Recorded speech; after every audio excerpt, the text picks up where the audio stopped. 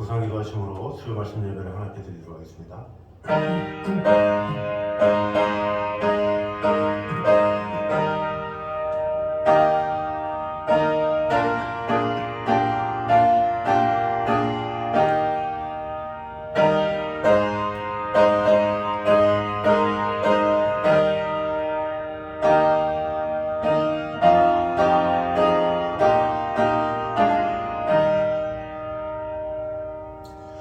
내가 기도하노라. 너희 사랑을 지식과 모든 총명으로 점점 더 풍성하게 하사 너희로 지극히 선한 것을 분별하며 또 진실하여 허물없이 그리스도의 날까지 이루고 예수 그리스도로 말미암아 의의 열매가 가득하여 하나님의 영광과 찬송이 되기를 원하노라.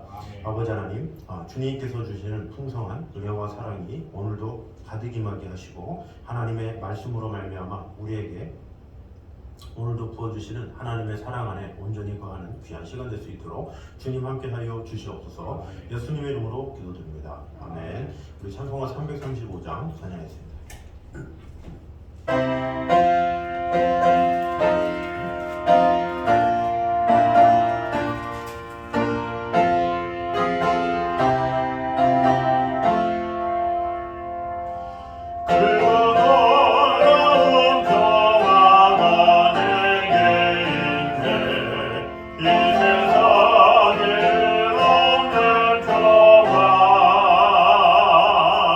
나의 영혼 바로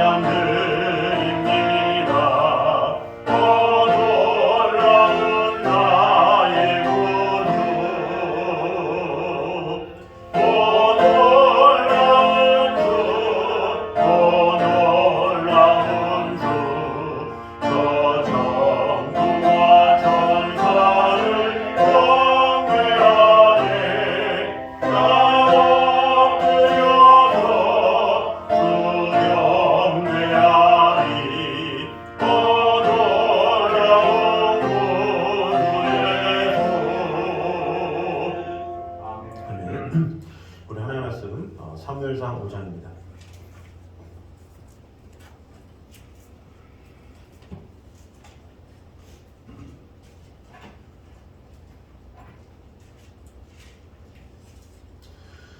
사무엘상 5장 1절에서 5절까지 말씀입니다. 사무엘상 5장 1절에서 5절까지 말씀입니다. 블레셋 사람들이 하나님의 궤를 빼앗아 가지고 에벤에셀에서부터 아스돗에 이르니라. 블레셋 사람들이 하나님의 궤를 가지고 다곤의 신전에 들어가서 다곤 곁에 두었더니 아스돗 사람들이 이튿날 일찍이 일어나 본즉 다곤이 여호와의 궤 앞에서 엎드러져 그 얼굴이 땅에 닿았는지라. 그들이 다곤을 일으켜 다시 그 자리에 세웠더니 그 이튿날 아침에 그들이 일찍 일어나 본즉 다곤이 여호와의 궤 앞에서 또다시 엎드러져 얼굴이 땅에 닿았고 그의 머리와 끊어져 문지방에 있고 다곤의 몸뚱이만 남았더라. 다 같이 읽겠습니다. 그러므로 다곤의 제사장들이나 다곤의 신전에 들어가는 자는 오늘까지 아스돗에 있는 다곤의 문지방을 밟지 아니하더라. 아멘. 자, 오늘 본문은 언약궤를 약탈한 블레셋에 임한 하나님의 재앙에 대해서 이제 보도하고 있는 내용이 나와 있습니다. 언약궤는 하나님의 임재의 상징으로서 이스라엘은 이 언약궤를 대동해서 블레셋과의 전쟁에서 승리를 거두고자 했지만 이스라엘은 도리어 이제 참패를 당하고 언약궤마저 이제 빼앗기고 말았죠. 물론 이것은 언약궤의 주인이신 하나님께서 심히 없어서가 아니라 이스라엘 백성들이 하나님과 바른 관계를 맺지 아니하고 오직 언약궤를 맹목적으로 의지하는 잘못을 범한 데 대해서 하나님께서 심판하신 결과라고 볼 수가 있습니다. 그런데 이런 하나님의 임재의 이 상징물인 언약궤가 블레셋 사람들에 의해서 이제 빼앗김으로 인해서 하나님의 이름이 블레셋 가운데서나 이방 족속들 가운데서 멸시와 모욕을 받을 수도 있었죠. 이 하나님은 당신의 거룩하신 이름이 이방인 가운데서 이제 모멸당하는 것을 막고 우상이 살아계신 하나님보다 뛰어나다는 생각을 사람들로 가지지 못하도록 하기 위해서 이제 언약궤를 약탈한 블레셋에게 재앙을 내리신 장면이 오늘 나와 있습니다.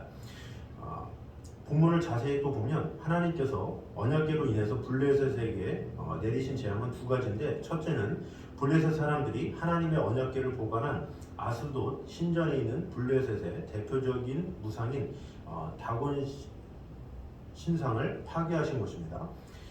이러한 다곤 신상의 파괴는 이방 족속들에게 여호와만이 살아계신 참신이다라는 사실을 증거했다는 의미를 지니고 있습니다. 또 두 번째 재앙은 언약궤를 옮기는 지방마다 이제 독종 재앙을 내리시죠.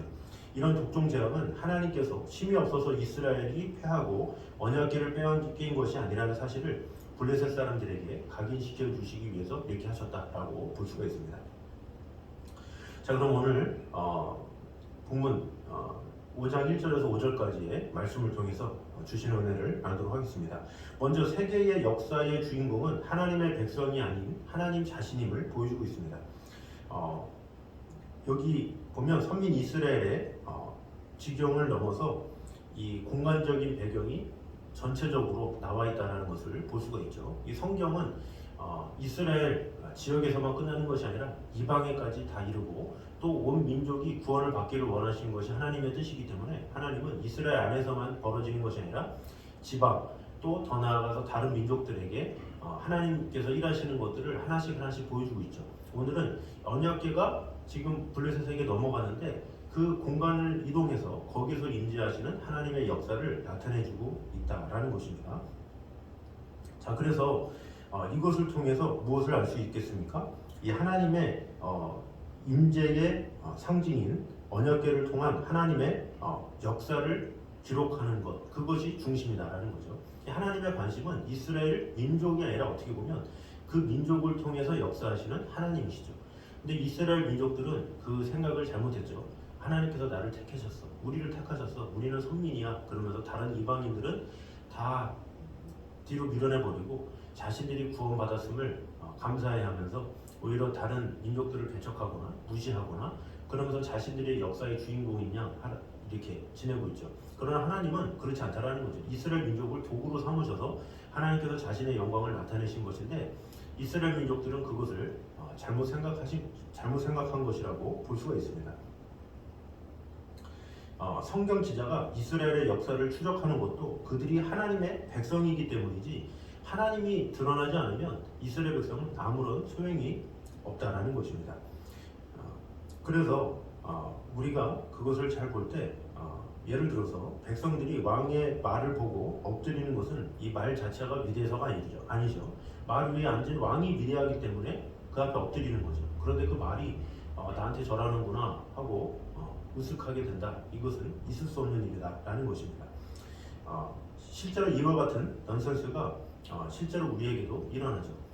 하나님이 당신의 영광을 나타내기 위한 도구로 우리를 사용할 때가 있다라는 거죠. 그런데 우리가 스스로 잘난 줄 알고 우리가 영광을 받는다면 우리가 아까 말한 이 말과 같은 존재가 될 수밖에 없다라는 것입니다. 지금 이스라엘 민족이 그런 상황이라고 볼 수가 있죠. 많은 사람들이 이스라엘 민족들에 대해서 뭐 칭찬을 하거나 아니면 좋겠다 이렇게 부러워하거나 그런 이유가 뭐겠습니까? 하나님께서 선택하셨기 때문에 그들이 택함을 받은 것이고 그로 인해서 하나님의 은혜 가운데 있기 때문에 그들이 이렇게 노출이 된 것이지 그들이 무엇인가 잘했거나 한 것은 아무것도 없는 것이죠. 그래서 이 성경의 역사의 주인공은 이스라엘이 아니라 그 모든 것들을 통치하시고 지키시고 또 선택하시고 이루시는 하나님이시다라는 것을 잊지 말아야 된다라는 것입니다. 그래서 우리는 인생과 역사의 주인공은 우리의 자신도 아니고 우리의 삶도 아니고 오직 하나님 한 분뿐임을 늘 기억함으로 말미암아 이 세상의 모든 것은 오직 하나님의 역사로 하나님 중심으로 돌아간다는 것을 꼭 기억함으로 이 하나님께서 중심이 되시고 하나님께서 모든 것 되심을 온전히 밝히 아는 저와 여러분 되시기를 주님의 이름으로 축원합니다. 두 번째는 성도가 빛을 발하지 못하면 하나님의 영광을 가리우게 된다는 것을 볼 수가 있습니다. 1, 2절에 보면 블레셋 사람들은 이스라엘의 수중에 있었던 하나님의 궤를 빼앗아서 가지고 자기네들이 섬기고 있는 이 다곤의 신당에 둔 것이 나와 있습니다. 이것은 블레셋 사람들의 생각이 반영된 행동이죠. 그 다곤 신상에 갖다 놨다는 건 뭐예요? 우리의 신이 이겼다, 이스라엘의 신을 이겼다라는 과시죠. 그런 과시욕 때문에 그들이 언약궤를 다곤 신상의 앞에 놨다라는 것입니다. 그래서 이러한 행동은 이스라엘 하나님 여호와가 아무것도 아니라고 하는 저주와 경멸을 나타내는 것이라고 볼 수가 있고 더 나아가서 우리가 승리했다라는 과시로 볼 수가 있습니다. 그러나 성경의 기록을 보면 언약궤가 이스라엘에서 블레셋 사람에게 넘어간 것은 하나님의 능력 부족이나 혹은 블레셋의 우상 다곤의 능력과는 전혀 무관하다는 것을 알 수가 있죠. 오히려 성경은 이스라엘의 범죄에 대한 하나님의 진노이자 돌로서 하나님께서 이스라엘을 떠나신 것을 의미한다라고 볼 수가 있습니다. 그리고 이것은 사실이죠. 왜냐하면 하나님께서는 사사기 21장 25절에 사람이 각각 그 소견에 옳은 도로 행하였더라 라고 하던 그런 사사시대의 타락, 특히 엘리의 두 아들의 행태가 보여주듯이 제사장마저 타락한 이스라엘을 향해서 일찍이 그 어떤 회개할 줄 모르는 그런 하나님의 언약궤를 자신들의 전쟁 승리의 도구로 이용하려 한 데 대해서 심판의 의미로 전쟁의 승리를 이제 블레셋에게 내어주셨기 때문이죠. 그래서 언약궤가 그냥 그곳에 간 것이지 하나님께서 패하셨기 때문에 그런 것은 아니다라는 것입니다. 그런데 이런 사실을 이스라엘 백성들은 나중에 깨닫죠. 언제입니까? 7장 이하에 보면 미스바 성회가 있습니다. 문제는 불신의 사람들이죠. 본문에서 보듯이 그들은 전혀 이와 같은 사실을 모른 채 하나님의 언약궤를 자신들의 우상 초소를 가지고 감으로 인해서 무례하게 그 앞에 둔 것이죠. 말하자면 하나님의 영광을 우상 아래 둔 것입니다. 그러므로 이와 같은 사실을 통해서 우리는 한 가지 사실을 알아야 됩니다. 그것은 바로 성도들이 잘못을 행하면 그로 인해 성도가 섬기는 하나님의 영광이 가리워지고 더 나아가서 훼손을 받게 된다는 사실입니다. 하나님께서 어떻게 보면 이스라엘에게 심판을 하셨고 언약궤가 빼앗겼지만 사실 그 궁극적인 이유는 뭐겠습니까? 이스라엘 백성이 범죄한 것이죠. 이스라엘 백성들이 언약궤를 우상화시키고 그런 언약궤를 상징적인 그런 하나님보다 더 높게 이렇게 세웠기 때문에 일어난 일이죠. 결국 이스라엘의 잘못 때문에 블레셋이 그것을 악용했고 또 그로 인해서 이 하나님의 영광이 오히려 가려지는 역사가 일어날 수밖에 없었다라는 것입니다.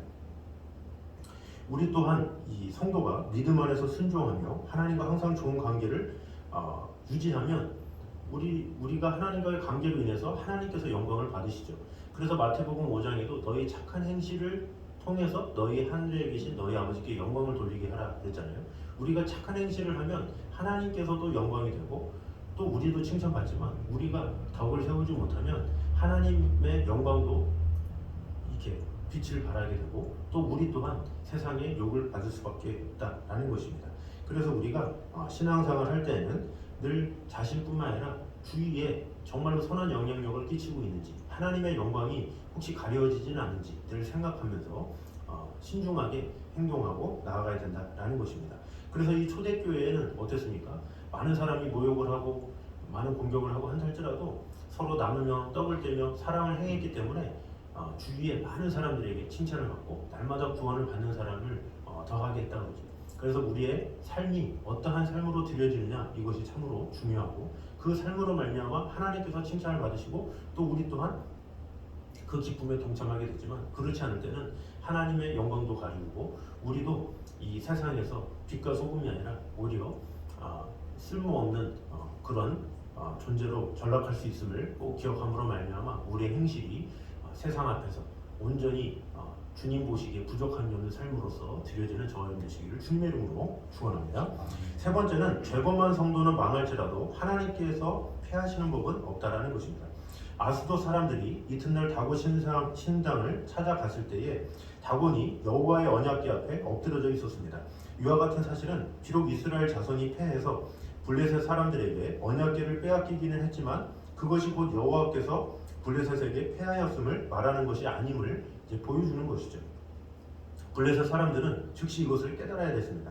하지만 그것을 인정할 수 없었고 인정하기 싫었던 그들은 즉시 다곤 우상을 아무 일 없었던 것처럼 일으켜 세우죠.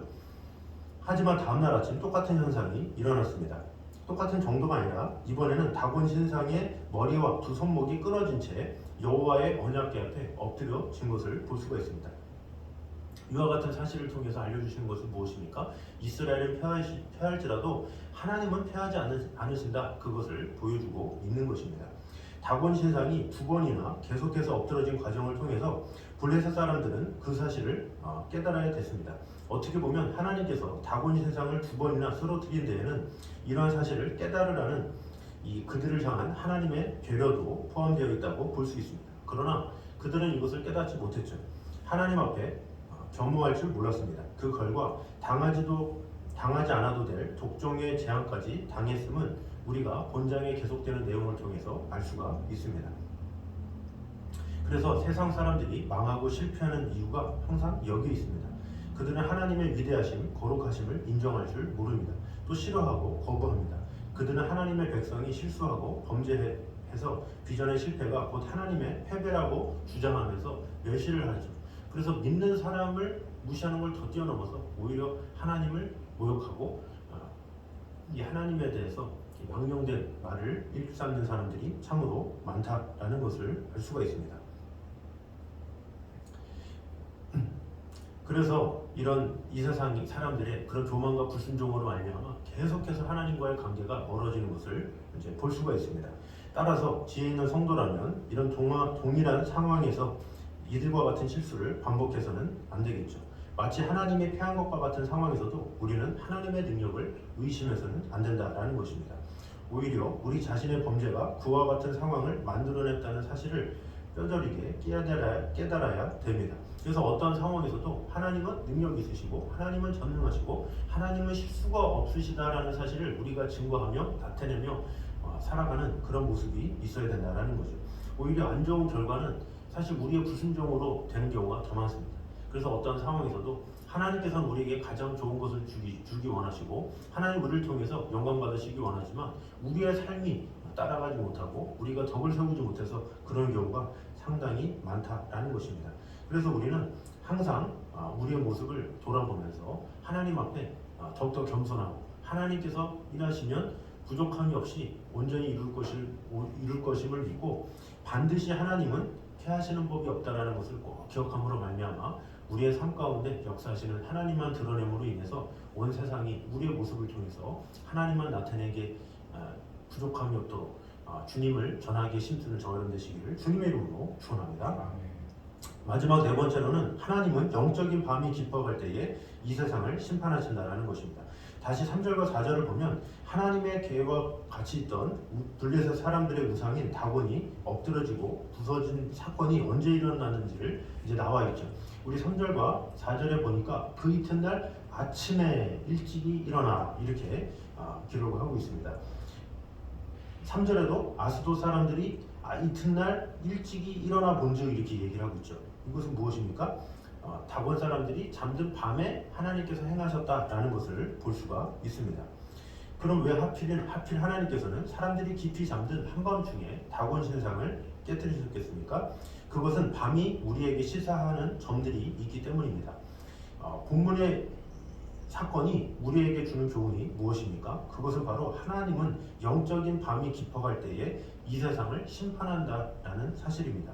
성경을 보면 하나님께서 이스라엘 백성들을 출애굽시킬 때에도 밤이었다라는 것을 알 수가 있습니다.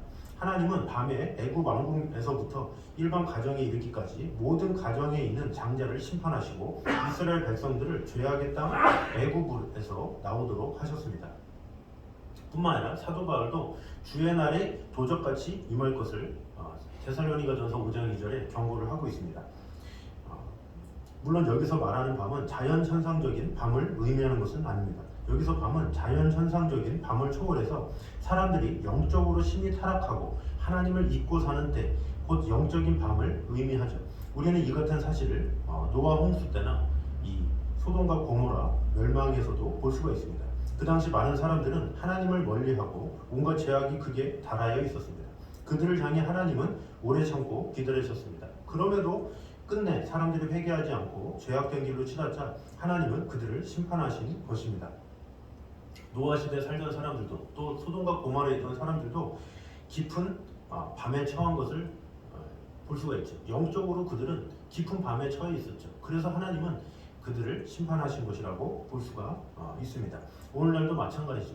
과학과 문명이 발달하면서 사람들은 영적인 밤에 그런 처한 것을 볼 수가 있죠. 그래서 아모스 8장 11절에 뭐라 그럽니까? 보라, 날이 이를지라 내가 기근을 땅에 보내리니 물이 없어 가람이 아니요 양식이 없어 죽임이 아니요 오직 여호와의 말씀을 듣지 못한 기갈이라 그랬죠.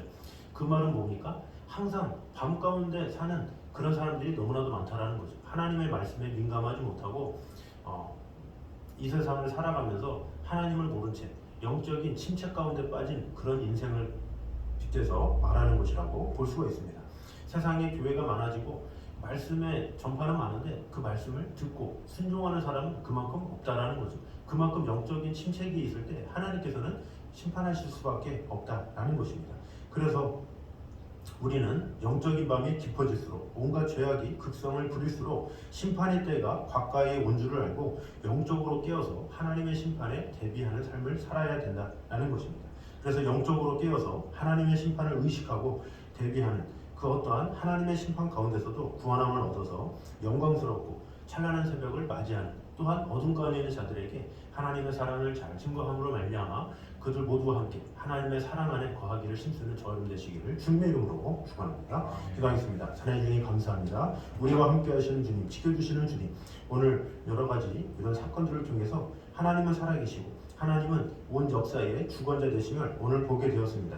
세계의 역사의 주인공은 하나님의 백성이 아닌 하나님 자신임을 오늘 보게 되었사오니 오직 하나님 중심으로 이 세상이 움직인다라는 것을 꼭 기억함으로 오직 하나님만 드러내며 하나님만 나타내며 하나님의 영광을 위해서 살아갈 때 부족함이 없도록 주님 함께하여 주시옵소서. 또 우리가 빛을 발하지 못하면 하나님의 영광도 가릴 수밖에 없다는 것을 꼭 기억함으로 말미암아 하나님은 패하시는 법이 없는데 우리 스스로의 삶으로 말미암아 하나님의 영광이 가려워져서 마치 하나님이 패한 것처럼 멸시를 당할 때가 얼마나 많이 있습니까? 우리의 삶을 주님 다스려 주셔서 우리의 삶이 더욱더 예수 그리스도를 닮아가기에 힘쓰는 자들이 되게 하여 주시옵소서. 또한 하나님은 영적인 밤이 깊어갈 때에 이 세상을 심판하신다는 것을 꼭 기억함으로 말미암아 우리의 삶 가운데 하나님을 찾지 못하는 일이 없도록 주님께서 은혜 주시고 함께하여 주셔서 우리로 하여금 이 세상에 죄악이 극성을 부릴수록 심판의 때가 가까운 줄로 알므로 말미암아 영적으로 깨어서 하나님의 심판에 대비하는 삶, 정말로 하나님의 말씀 안에 온전히 거하는 성도들이 될 수 있도록 주님 함께하여 주시옵소서. 아멘. 예수님의 이름으로 기도드립니다. 아멘. 우리 찬송가 202장 찬양하도록 하겠습니다.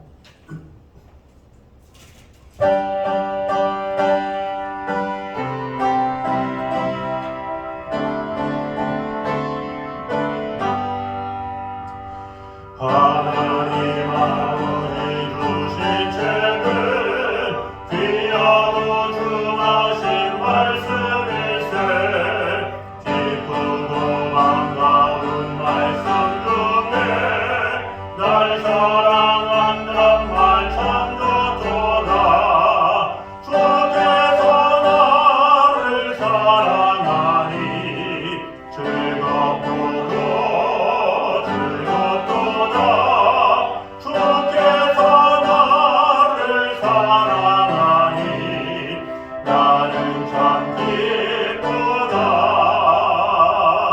구속의 은혜를 저버리고 어긋난 땅 길로 나아가도 예수의 사랑만 생각하면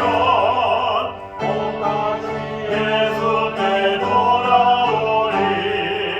주께서 나를 사랑하니 즐겁고도 즐겁도다. 주께서 나를 사랑하니 나는 참 기쁘다. 구주의 영광을 바라보며 예수의 이름을 찬양하리. 영원히 찬양할 나의 노래. 예수의 이름이 귀하도다. 주께서 나를 사랑하니 즐겁고도 즐겁도다. 주께서 나를 사랑하니 나는 참 기쁘다. 주 예수 날 사랑하시오니 나 또한 예수를 사랑하네. 날 구원하시려 내려오사 십자가 위에서 죽으셨네. 주께서 나를 사랑하니 즐겁고도 즐겁도다.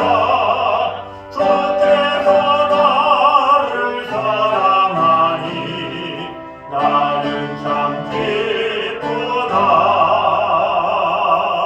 주 예수 날 사랑하시오니